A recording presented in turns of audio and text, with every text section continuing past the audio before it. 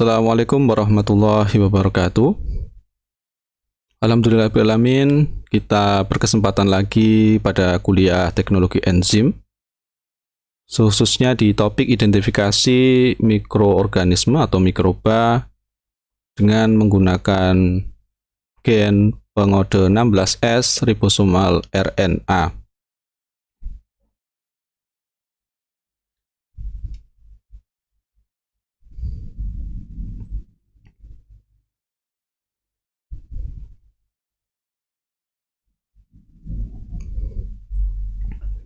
Nah, dalam rangka pencarian mikroorganisme, kemudian jika kita mendapatkan mikroorganisme yang potensial, yang sesuai dengan yang kita harapkan, maka untuk lebih lanjut, untuk mengoptimasi bagaimana pertumbuhannya, potensinya, dan sebagainya, maka kita perlu mengidentifikasi mikroorganisme yang sudah kita dapatkan. Boleh jadi juga dalam sampel kita mendapatkan beberapa mikroorganisme yang potensial. Nah, salah satu metode yang cukup efektif, cukup cepat, dan sensitivitas dan selektivitasnya cukup bagus adalah dengan menggunakan 16S ribosomal RNA.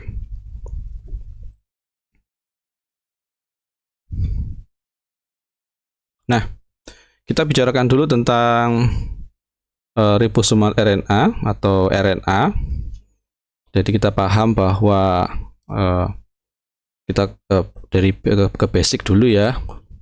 Jadi ada dari DNA ke RNA. Nah, kita paham bahwa DNA, RNA itu kan terlibat di dalam proses transkripsi dan translasi. Misalkan kita gambarkan ini adalah double strand DNA. Misalkan ada double strand DNA, ini kita gambarkan yang saya bulat ini misalkan daerah gen tertentunya. Gen tertentu ini ya. Ini pasangannya. Misalkan ini adalah gen A, ini gen B. Jadi ini adalah DNA-nya. Maka akan ada proses transkripsi yang mengkode atau pembentukan RNA. Di sini juga RNA yang cocok dengan gen yang ditranskripsikan tadi. Nah, kemudian setelah itu akan terjadi proses sintesis protein atau translasi. Di sini akan terjadi proses translasi. Jadi pembentukan misalkan di sini adalah protein A misalkan dan protein B.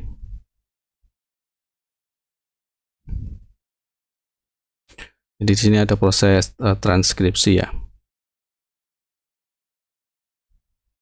Atau proses encoding. Nah, yang perlu kita pahami bahwa sel itu sebetulnya membentuk punya beberapa RNA. Punya beberapa, jadi sel itu memproduksi beberapa tipe RNA.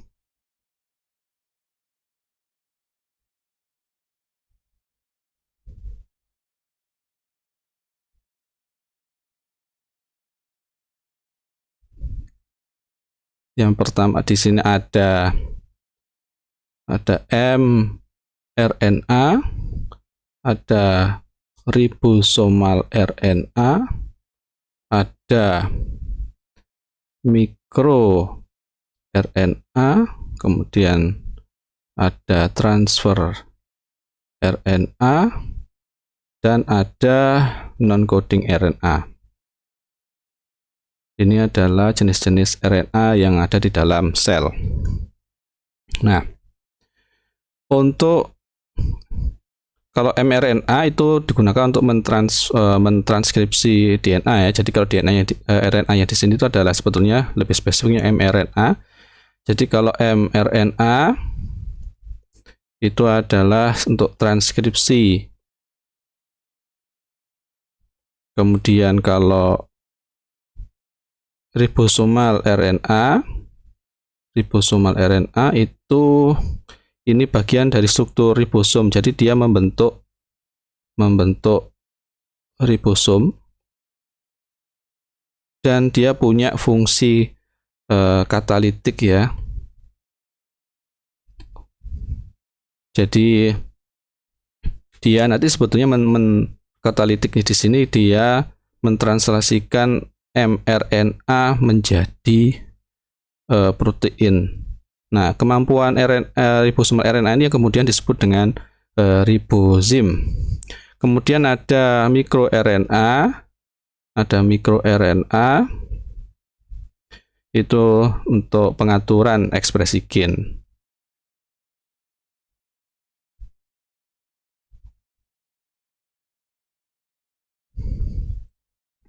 Adapun transferable RNA, T kecil ya, itu ini adalah ibaratnya sebagai adaptor.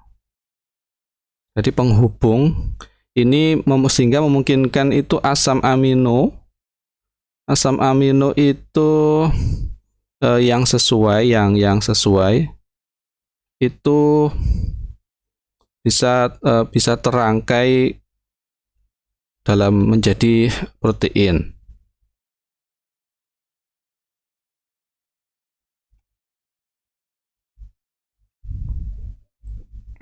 Terangkai menjadi protein. Nah,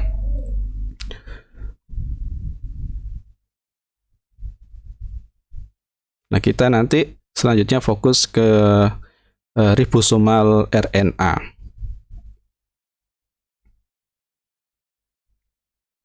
Jadi kita sekarang fokus ke ribosom dan ribosomal RNA-nya. Nah, ribosom, kita tahu ribosom. Jadi ribosom itu dia kan protein. Dia itu sebetulnya ada dua bagian ya. Ada dua bagian. Ini mungkin kurang besar ya gambarnya. Jadi yang ini adalah sebetulnya lebih besar ya, ini saya coba.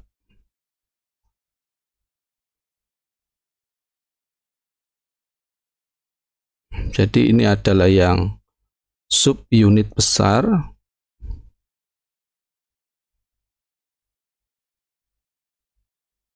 Ini subunit besar. Yang ini adalah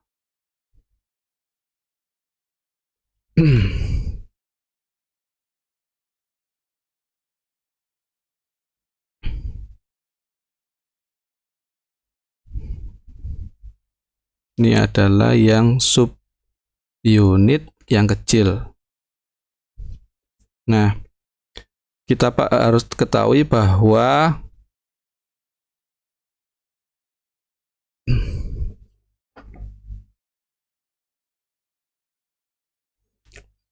tiap subunit ini itu terdiri atas protein dan molekul RNA. Jadi tiap subunit ini tersusun dari protein ribosomalnya dan molekul RNA.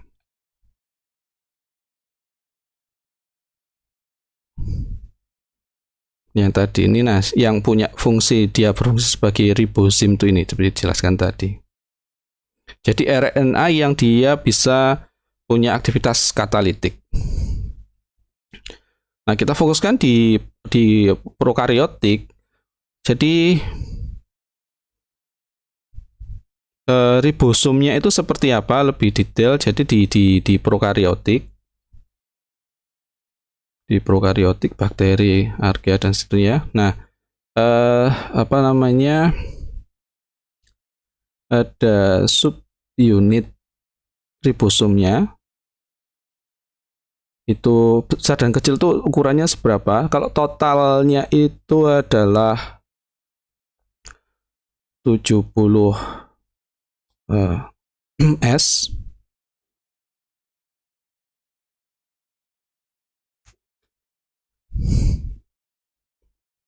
Jadi ada subunit besarnya itu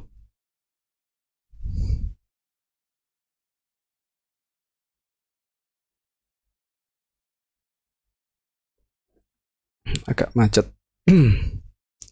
Di sini ada yang 50S dan 30S. Mungkin kalau jadi total 70S, 50S, 30S ini bukan penjumlahan ya. Jadi hubungannya tidak sumatif atau bisa dijumlahkan begitu, nanti ada penjelasan yang lain. Jadi yang subunit besar atau yang ukuran 50S ini itu kalau didetailkan lagi ada RNA-nya itu ada ukuran 5S dan yang 23S. Kalau proteinnya ada 31 protein.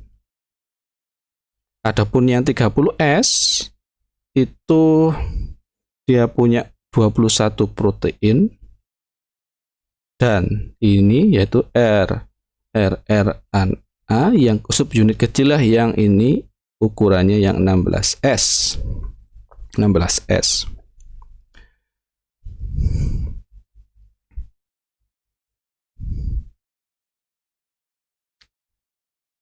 Nah, kita pahami bahwa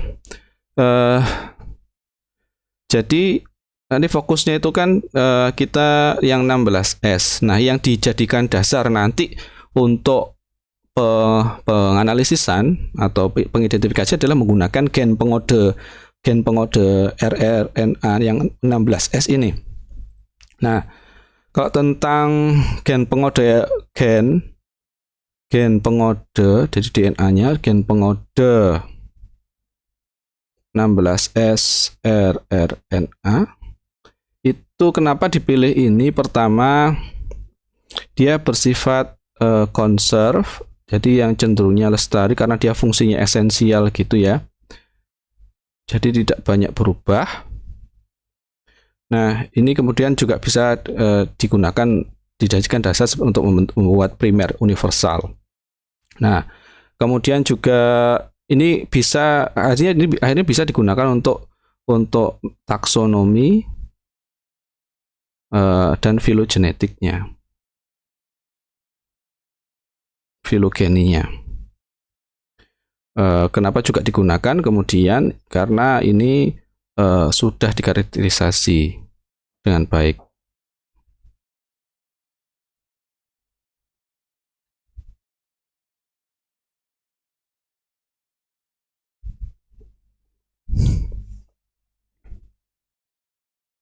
Nah, kalau terkait dengan S, jadi informasi, jadi ada S value, nilai S tadi itu ada S-nya itu. Nah, ini itu kepanjangannya adalah Svedberg unit. Ini sebetulnya ukuran apa? Jadi ini sebetulnya ukuran adalah koefisien sedimentasi dari subunit ribosomal tadi. Ribosomal ini karena di bawah gaya sentrifugal pada sentrifugasi ya. Jadi diukur di sentrifugasi. Sentrifugasi.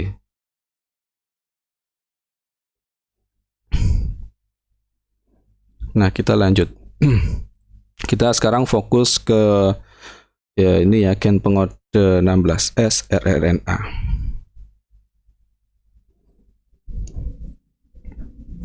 Nah, mengenai gen pengode 16S rRNA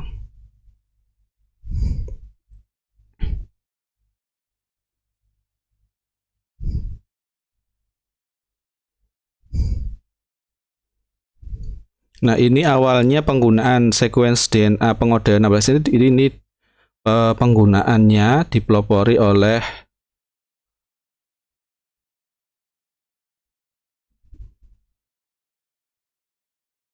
Carl Schulz. Ini terkenal di orang ahli biologi. Nah, sehingga kemudian ini mulai banyak digunakan. Nah, kenapa juga gen 16S rRNA bukan yang lain? Karena gen ini tuh ukurannya cukup. Jadi gen 16S rRNA ini punya ukuran yang cukup, ukuran panjang bahasa ya, ukuran bahasa yang cukup untuk analisis.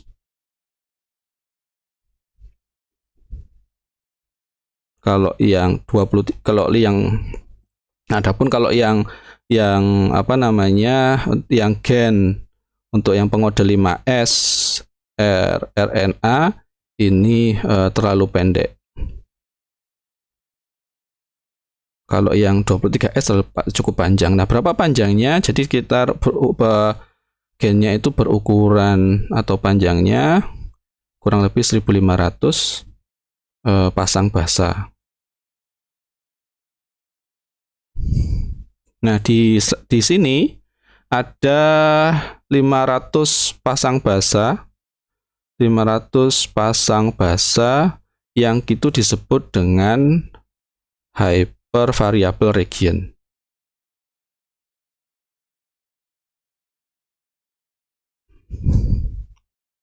Apa maksudnya? Ini adalah daerah atau area sekuen yang ini bisa digunakan untuk membedakan antar organisme.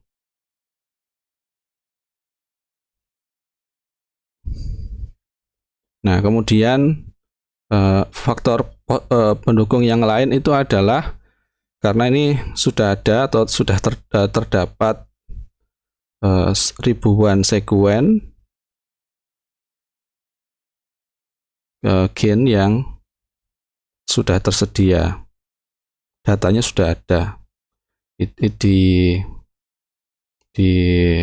NCBI ya, NCBI atau di Ribosomal Database Project.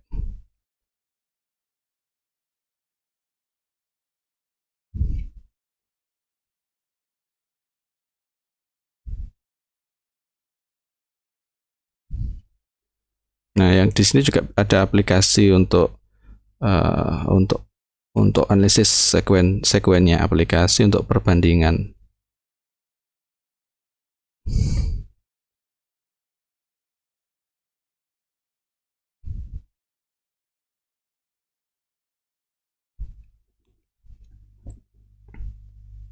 Nah, kemudian prosesnya secara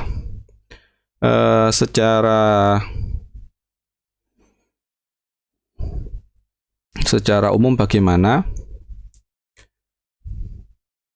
Jadi metode yang digunakan untuk identifikasi itu dengan PCR. Jadi kita melakukan identifikasi dengan bantuan PCR. Bagaimana prosesnya? Yaitu yang pertama, tentunya sedemikian rupa ini secara global aja, kita melakukan isolasi DNA. Nah, kemudian selanjutnya dilakukan penggandaan gennya. Jadi dengan primer tertentu dari DNA yang ada, kita bisa menggunakan primer yang itu nanti akan menggandakan gen yang 16S saja dengan PCR ya ini ya. Nah, setelah itu kita lakukan pemeriksaan. Jadi kita lakukan pemeriksaan ukuran, di verifik pemeriksaan ukuran. Ini jadi ukuran gennya itu menggunakan gel agarus atau elektroforesis ya.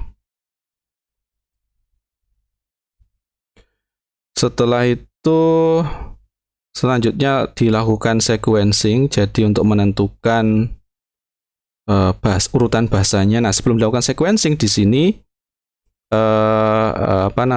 kita perlu melakukan ekstraksi dan pemurnian. Karena kan masih bercampur dengan Gelagarus. Pemurniannya dari Gelagarus. Nah, setelah sequencing baru kemudian setelah didapatkan urutan bahasanya dilakukan analisa. Di sini ada sequence, termasuk sequence alignment. Jadi untuk memastikan untuk membandingkan sequence-nya dan kemudian dilakukan analisis filogeni dibandingkan dengan data yang ada di dalam database. Nah, jadi kita nanti bisa mendapatkan phylogenetic tree-nya. Jadi ini secara umum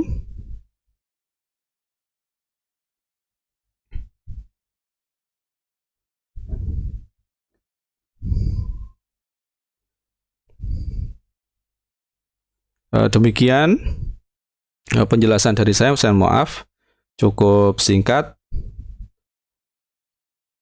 Mohon maaf dengan kurang berkenan. Alhamdulillahirabbil alamin. Semoga bermanfaat. Assalamualaikum warahmatullahi wabarakatuh.